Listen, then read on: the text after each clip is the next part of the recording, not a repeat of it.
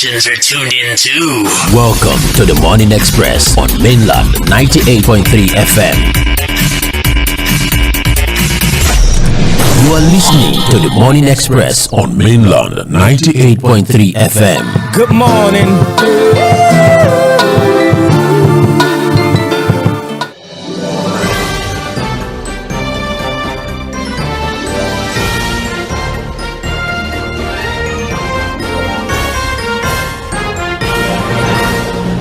It's a beautiful Friday morning, the 13th day in the month of March 2026, right? A special day that a gem was born. You get to find that out. All right. Good morning. Welcome to the Morning Express on Mainland 98.3 FM, known as the Sound of Lagos. This is where we make sure your morning count. And this is where we make sure that we take you through, keep you abreast, keep you updated on happenings, on several updates we have in our dailies. So while you're going ahead with your other activities, you can always just tune your radio station and listen and join the conversation as we take you through a couple of the stories we have in our newspapers, majorly the Punch newspaper, the Vanguard newspaper, the Guardian newspaper. I will not just look into them, we also give a better understanding to these stories, right? Emphasis on that with our or by the help of our in-house analyst. Matthew Okodu will be joining us shortly, but you can join us on Facebook and YouTube at Mainland 98.3 FM. That's the handle, and you can join the conversation. You can also listen via Radio Garden. You download the Radio Garden app on Apple Store or Google Play Store, and then you get to listen to us anywhere in the world. And you can also navigate your reactions and your thoughts via the provided channel on our social media, Facebook and YouTube. Joined by Matthew Okodu. Good morning, Matthew. Good morning, Lady Mo. Good morning. Happy Friday, TGIF. Thank you very much. Happy Friday to you too. Thank you. Of course, my name is ᴏ Akinyosoye, and you're welcome to Trent on the Papers on Mainland 98.3 FM, the Sound of Lagos. Without further ado, because we always have, limited time every Friday, let's, just get into the business of the day. You're welcome on board, Matthew, once again. Thank you for having me on board. All right. Earlier let's start from the political space or scene. Earlier this week, I think a Tuesday precisely, we spoke about a litigation against the governor of Ondo State, right? About his legality on contesting the next election, right? From a particular lawmaker. And this morning, we're not getting the reports that the court is now barring Aiyedatiwa from contesting 2028 governorship election. That's the Federal High Court in Akure, Ondo State. That was yesterday, stopped the purported ambition of Governor Lucky Aiyedatiwa to contest for the second term in office in 2028. That's according to a chieftain of the All Progressives Congress in the state had filed a suit at the court, which he was seeking the interpretation of the section of the Constitution, precisely Section 137, subsection 3, regarding the eligibility of the governor and his deputy to contest for a second term, right? And the suit also had the INEC, Ondo State Attorney General, the Attorney General of the Federation, and also Minister of Justice Aiyedatiwa, and the APC as defendants. And so the judge declared that the 1999 Constitution, as amended, did not provide for a situation where an elected president, vice president, governor, or deputy would serve more than 8 years in office, citing the Supreme Court's decision in Marwa Inyako, right?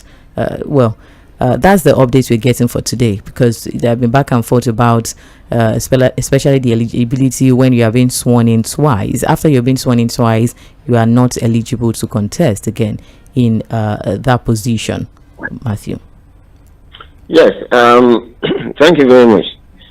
You see, it is not the court that stops him, it's the Constitution. The court merely affirmed the provisions of the law. An argument. Sorry to interject, because an argument is, when we spoke about it on Tuesday, Said Fad was mentioned a thing about the interpretation of that same section by legal practitioners. When we say you're being sworn in twice, does he interpret that? Because we could recall when he took over, he had to finish the tenure of the late former governor of Ondo State, right? So the interpretation of, should it be a complete tenure to make it, even regardless of swearing in twice, or if you are just if you've sworn in twice, even if you're using a day in office, it still counts? You see, between me and you, we don't have anything to say about whether he has been twice or 3 times or 10. It is the court and the constitution. So once the court says so be it. Because the court did not just come and make their pronouncement from the moon. They quoted the provision, as you read out, they quoted the provision of the constitution and, the previous ruling of another court. So that is it.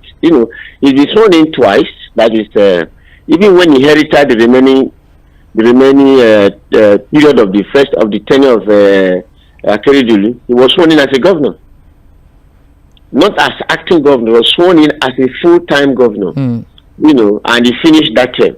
Then he went for an election, won, and was sworn in again as a governor. So what is the problem?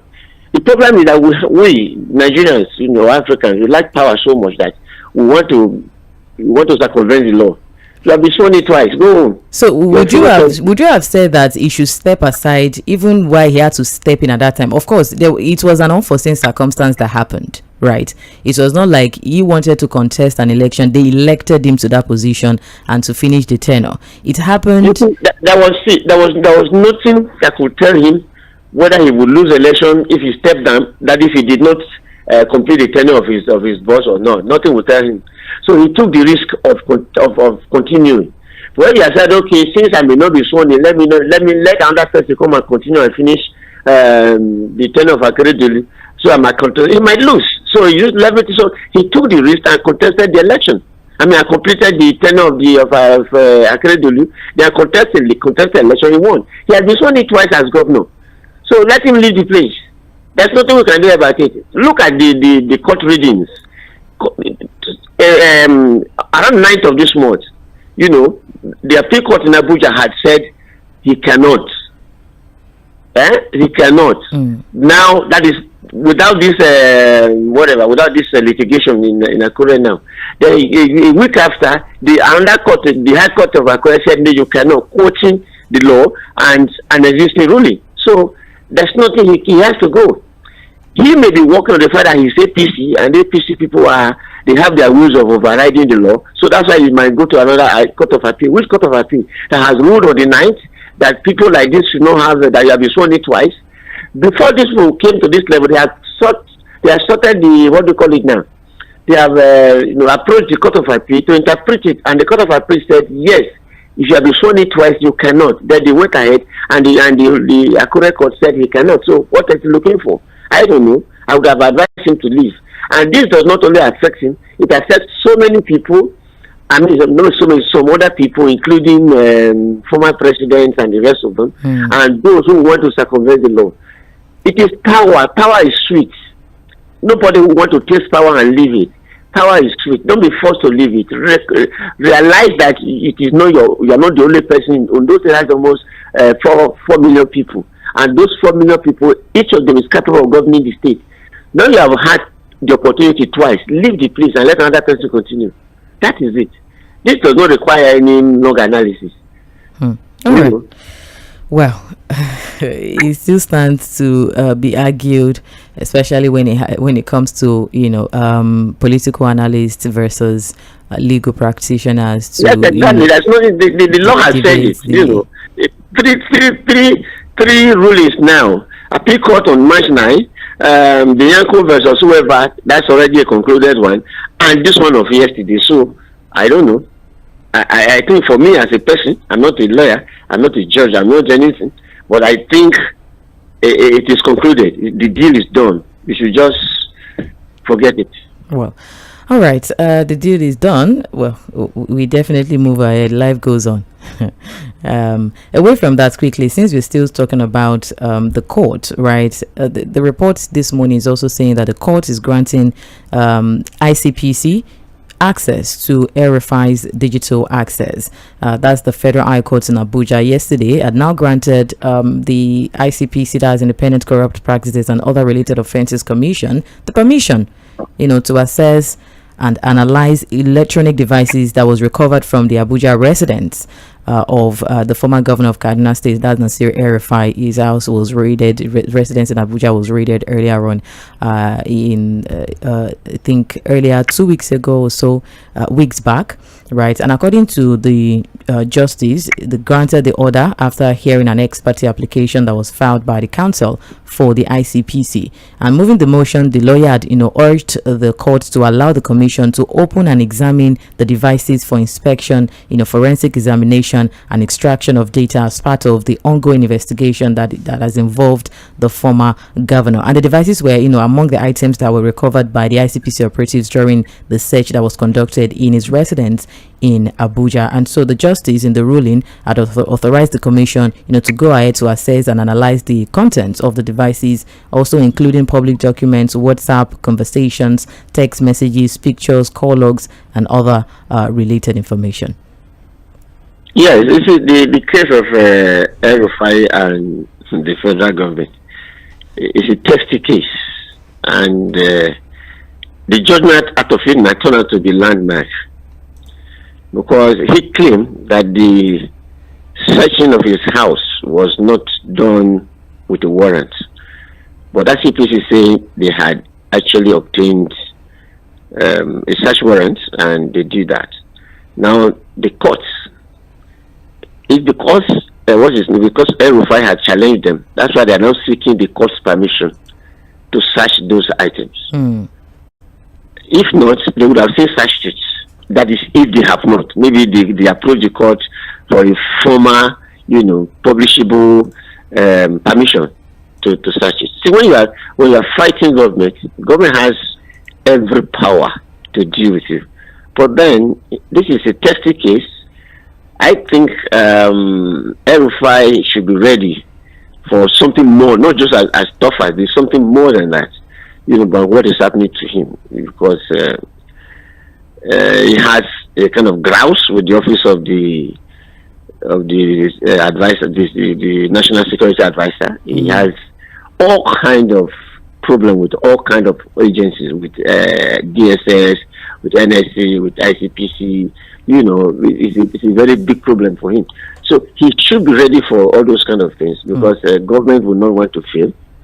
But judiciary should also stand by and follow the right path, so that at the end of the day, whether El-Rufai is found guilty, it is seen justice is done.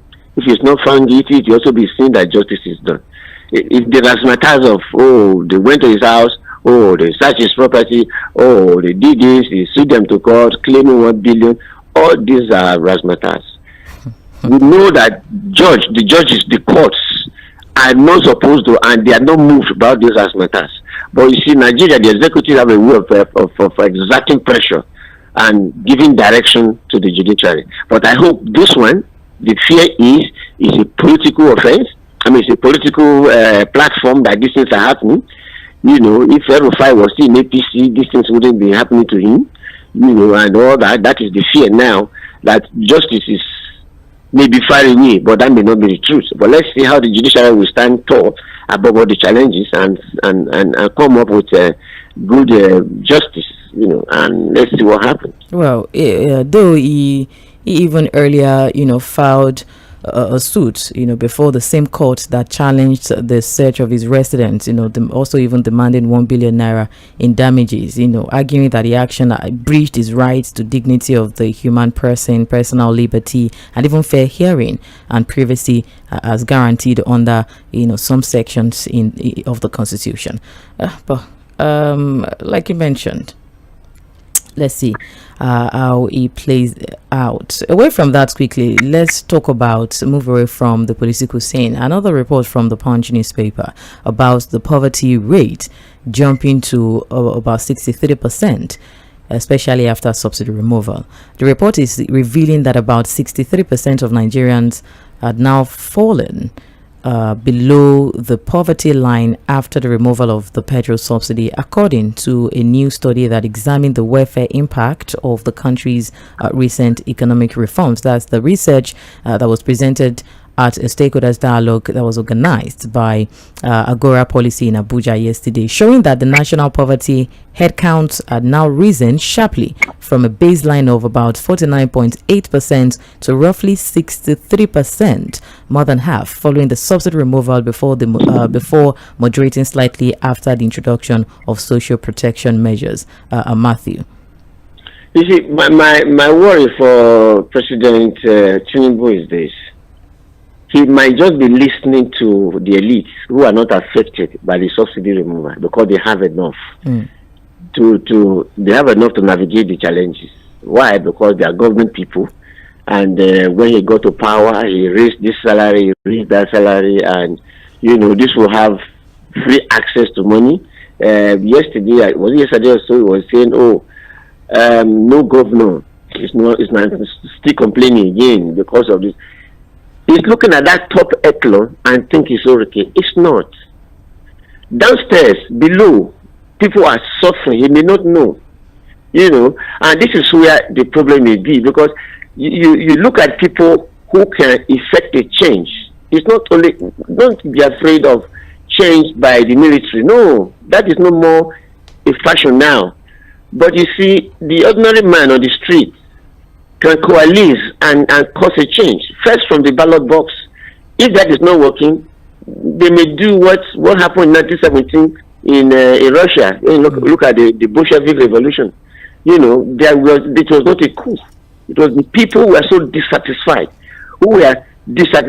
hunger, poverty, but then occasioned by the effect of the First World War. So that was what caused it. The ordinary man of the street is not bothered about what causes his poverty, whether it is subsidy removal, whether it is electricity, whatever, according to the story too. But then they are bothered that looking back and looking ahead, there's nothing in the horizon to show that they will still go out of this poverty. Then they get agitated. We are at that level, so the government should be afraid of the public, of members of the public who have nothing to lose, who are not afraid they die. Matthew, what they are here, the condition they are in already is as good as dead. So they just want to finish it. That is the one government. That's the one government to be afraid of. The more concerning thing, the intention of removing the subsidy in the first place was to make more money available for different, to be able to pump into different sectors and definitely to, ease the hardship in the land, right? And now we're getting, even with the removal of subsidy, and we're getting more money.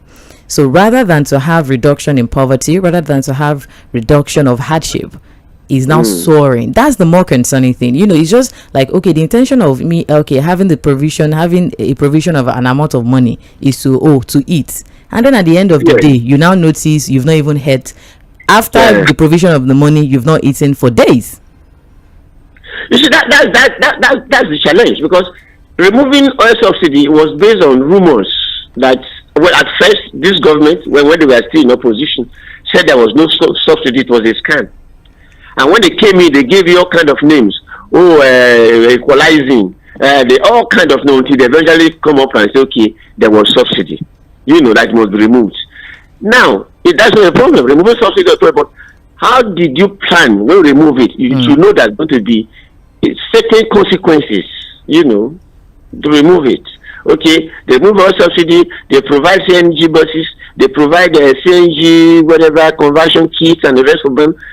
This week we are still talking about conversion kits, which is laughable. So we are presenting to Nigerians alternatives that are not viable. You are giving to us alternatives that we cannot even see. I cannot see CNG buses in town. I cannot see. I think the whole of this axis around the corridor, around the axis. I think I only saw one CNG petrol station, CNG station, whatever. But the day I passed through there, I didn't see any petrol, any car, filling up. These things, transportation is the first thing. Food is produced from rural areas that will move to town. Okay, blah blah blah blah. Still, nothing is happening. The government should research into the effect of the subsidy removal, whether it's actually working or not. This person that presented this research has done a good job, but I think I may still fault him because, well, his report falls short of the accuracy that is needed. Because the poverty I can see in town is working. It's wearing trousers and shirt. You can see it. Which is more than 60-something%. So government should be very tired, should be very careful about the effect of this thing. Don't come and tell us stories. Oh, economy is booming. Oh, governors have more money. Governors have more money, not the citizens that have more money. It's the governors that have more money. Tell me which state today can prove that, our governor has more money. Which state? That, okay, because we have seen this is because the governor has money. Every state, the citizens of every state is lamenting. So the money you are giving to the governor, what are they doing with it? You should interrogate that. What are they doing with it? Go to the state, appoint independent people unknowingly, invisible people, go around and see what is going on in the state, whether the citizens are actually having good life based on the money you say you are giving to the governors. They are not. So these are the things we are looking at. Well, thank you, Matthew. Still trends in the papers on Mainland 98.3 FM. We're perusing the pages of our dailies this morning, and to see what's going on, the trends we have in them. Speaking about the state, government, right, and even especially after the subsidy removal, the president had been, had said that we should, call our governors and ask them questions. Because he had made more money available for them and all that, they should be able to translate that to better governance in each state of the country. But the system here is that nobody can call. When you say call your governor, who will call the governor? Will they answer it? The state assemblies that are supposed to do that, they have been colonized by the governor, so they are all singing the same tune. So nobody, as it is, nobody will call the governor and say, where is our money? The money the president said he gave you, what did you do with it? Nobody. It's already that the state assembly that would have done that. But then they're not doing anything. They cannot, because they are in the same vehicle with the governor. Yes, they cannot. So the citizens it's a hopeless situation for the citizens. All is well. While the federal government is saying we should hold the states accountable, the state government, according to the Punch this morning, is also demanding forensic audit, especially in the oil sector, of $8.8 billion crude for loan dues. According to the reports, we're seeing that the state government are calling for a forensic audit of Nigeria's crude oil backed borrowing arrangements, and also warning that opaque crude for loan and swap deals may be undermining inflows into the Federation account. According to earlier reports, the Nigerian Petroleum Company Limited, that's NNPCL, had pledged 272,500 barrels per day of crude oil through a series of crude for loan deals, which is totaling $8.86 billion, according to the analysis of a report by the Nigeria Extractive Industries Transparency Initiative and the NNPC's financial statement. But the findings is now showing that the NNPC had already, fully paid about $2.61 billion, out of the $8.86 billion in loans, representing that's about 29.4% of the total credit facility, while we have $6.25 billion or 70.6% remains as outstanding. And also out of the $8.86 billion credit facility, only about $6.97 billion has been received from 7 crude for loan dues as at December 2023. However, the state government, through their commissioners of finance, are now demanding an audit of these dues, right, contained in a communique that was issued at the end of the 2026 retreat of the Federation Account Allocation Committee, that's FAAC post-mortem subcommittee, obtained by the media yesterday, which stated that all crude-backed borrowing arrangements should be subjected to legislative approval, full disclosure, and independent audits, right? Existing arrangements should be reviewed with forensic audits conducted to restore confidence and protect future federation revenues. So while some are saying, well, you might be correct at the point with the demand of the audit of this crude for what's it called now, crude for loan due, that at the same time, do they have the moral justification, as they are also in a space and sport where they need accountability? You see, this is how about I want to put it now. That last statement that person made, or I did too, they don't have moral justification. But you see, the corruption in the oil sector is so monumental that every bit of it, every aspect of whether downstream, upstream, middle stream, upstream, sky stream, whatever, the corruption is so, everybody involved, they have their hands soiled, based on some of the reports we are seeing. Look at what Dangote just revealed about the other gentleman, who was paying school fees for his salary cannot even be up to 1 month of that school fee. Where did he get this from? So when they are demanding forensic evidence, it means that these people who are now being who we are now told are part of the system are not asking, it then means that it's becoming too much. That's why they are asking. Or somebody is not doing what they call, what to do. That's why they're asking. The person did not go around with hampers. Let me put that word. That is why they are now asking what to do. But it gives government an opportunity to actually see, when I say government, I don't say the executive, within the National Assembly, because they are supposed to approve any of those deals. But this is where we are. Would the National Assembly be able to do that? Or would they be willing to do that? And if they want to do that, for what purpose are they doing it? Is it for the interest of the Nigerian people or for their own personal interest? That's the issue. We need more integrity in our political system than anything else. We need more integrity in our public service. Those are Nigeria will work. Nigeria is so rich, Nigeria is so blessed, but then Nigeria is so poor. So you will not be able to say why. It is the human element in the administration of resources of Nigeria that are giving us problems, not God. God has given us everything for us to survive as a nation. There are issues we have not, where there are decisions we cannot take because somebody said, oh, if I take this decision now, I may not be re-elected. There are people you cannot sanction. This man comes from that place. If I sanction him, they may not vote for me again. This is wrong interpretation of democracy. So let them subject the whole system to forensic, not just audit, forensic audit.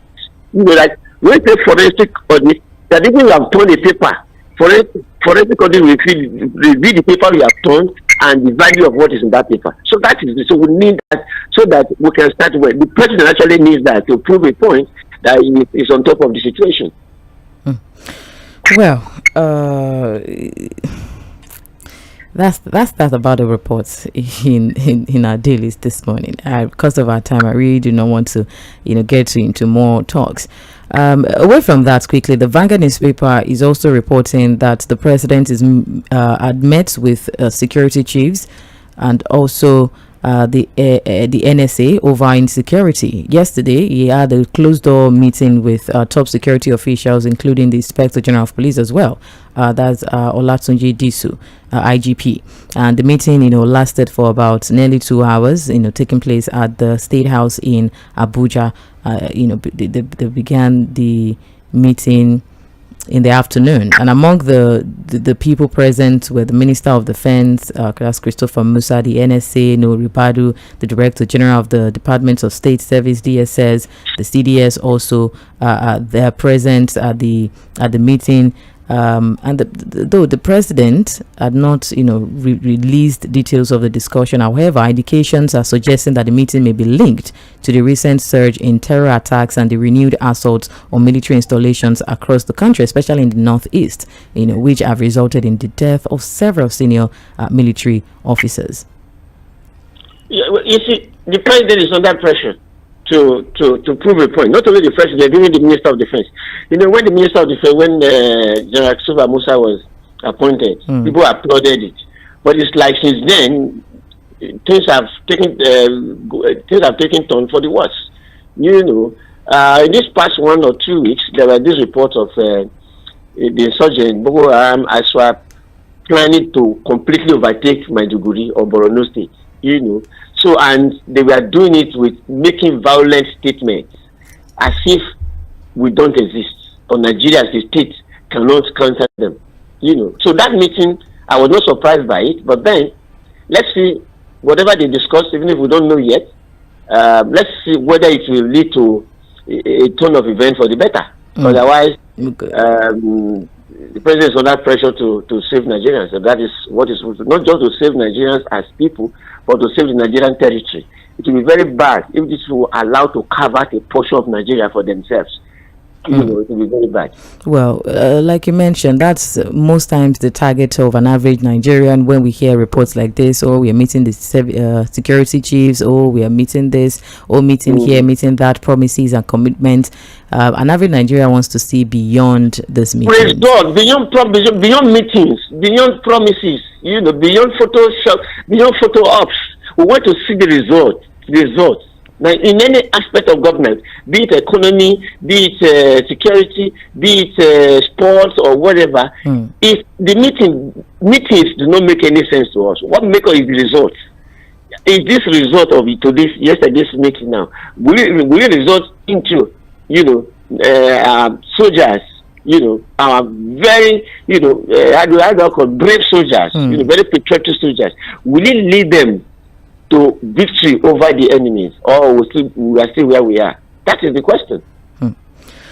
Well, speaking about capturing and insecurity still, the Vanguard also has a side to that. Well, kind of a good news that the troops to recapture Borno community, killing terrorist commander and also 19 others in Yobe attack. The troops of the Nigerian Army under the Joint Task Force Northeast Operation Hadinkai, had recaptured ᴛＧᴇ community in Guza local government area of Borno State from Boko Haram and its terrorists. Sorry, one thing that is worrying me and so many other people is, are you sure we are not fighting ourselves based on the revelation of Sheikh? Because when you are fighting yourself, it's like telling the poor person, go to under that tap and start cleaning the water, and the tap is running. There will be no end to it. You understand? So that government knows the whereabouts, the location, the phone numbers of the catchers. That is the head of the gangs. And up to today, I was expecting after that meeting, one of the things we should hear is no, Gumi is wrong. How can I do this high-stake security meeting and did not deny that thing? That means, by the principles of how do I put it now? They said the acquiescence. Silence means acquiescence. Silence means yes. That means they know. If they know, that means we could easily deal with these people. But then, if they know and they are fighting for their interests, the long stretch of the implications of that is all the money they are collecting for ransom, it goes to those who know and who could not stop it. That is the implication. With that monumental revelation of Sheikh Gumi, 3 days now or 4 days now, government don't say anything. And there was a heavy meeting, president and the security chiefs yesterday, and they didn't respond, or they didn't hear Gumi. Maybe they didn't hear Gumi, what Gumi said. If they had heard that, someone like the NSA would have since responded, or Minister of Information would have since responded, or what is his name, Buala, would have since responded. Nothing. Everybody just keep quiet. You finish this meeting, you didn't tell us what happened to that story. No, that means Gumi might be correct. That is worry. And if Gumi is correct, then we are fighting a lost battle. I just hope not. That's not the case. Quickly away from that as well, the Vanguard newspaper still, the president, on Wednesday, branding himself as a die-hard Democrat, urging Nigerian politicians, most especially across party lines, to also embrace true democratic principles and also submit to the rule of law, no matter the personal or political costs. He was saying this at an interfaith breakfast hosted by the APC Executive National Working Committee, NWC members, and also the Inter-Party Advisory Council, IPAC, at the State House. And, the president highlighted his decades-long democratic credentials for detention and exile to co-founding the National Democratic Coalition, that's NADECO, saying that summary of it all to politicians, most especially that they should bow to the rule of law, especially on the Electoral Act. What is it that what did he mean by a die-hard Democrat? It's not a die-hard Democrat. A Democrat, a good Democrat first, not a die-hard, should be consistent in his approach to democracy and the rule of law. This time around, he should not talk about himself, just himself as Tinubu himself, but his government. People in his government are not Democrats. You cannot go and protest now and see what will happen to you. All the things he said did not exist before, or the things he denied, the things he claimed we are bad, we are now good in his time. That's not it. In democracy, you are consistent. If you are white when you are not positioned, you become white when you are in government. That is whatever. Now look at it this way: how can you now sign Electoral Act and say certificate forgery, perjury, whichever way it is no longer an offense, and you signed it, and you are a Democrat? That is not what is. Look, we want integrity. Anybody who is coming to rule us should have that integrity. That I attended ⴑ primary school. We go to ⴑ primary school and ask. They say yes, you were there. I did this. We go there. They say yes, you are there. That is a system that works. Not a system where human being is bigger than the institution. That is not democracy. When you say the rule of law, nobody should come and boast in your regime that when you join us, when you join our party, your sins are forgiven. Is that democracy? That is encouraging criminality, encouraging thievery, encouraging fraud, encouraging, what do you call it now, perjury. That is not democracy. That is not the rule of law. That is not accepting the rule of law. The rule of law is no matter whose ox is God, if this thing happens, don't do it again. And when they remove it from the Electoral Act, that is not. Look, the president, let all of them go and study the meaning of democracy, all of them, and see where they are in it. They are not Democrats. They're just people who look for power, and when they eventually get it, all the things they were campaigning for, they're not doing work against them. That is it. Well, we have to go, Matthew, because of our time. But just quickly, since everywhere we're talking about hike, fuel, we're talking about hike, and also the aviation also is coming out to rule out an immediate increase in airlines, right? Despite the sharp rise in the jet aviation fuel prices in the last 1 week. So that's according to the United Nigeria Airlines. Even the airlines have caused problem for Nigeria during the Christmas time. Didn't you see that they unnecessarily and unjustifiably raise airfares? Why would they raise it now? It is their conscience that is worried, they're not anything. Oh my goodness. All right. We have to go. Thank you very much, Matthew. Might not be able to take other story because of our time. We'll come back for Mail and Focus. You know, wish me a happy birthday before you go. That's exactly what I wanted to do. Now you took it off. It's very happy birthday to you. You are 18 now. Are you still 17 or 18? 9 years old. That is great. That's great. Thank you. Happy birthday, Thank you very much. Thank you. Okay. All right. God bless you. We'll come back for Mail and Focus. Stick around.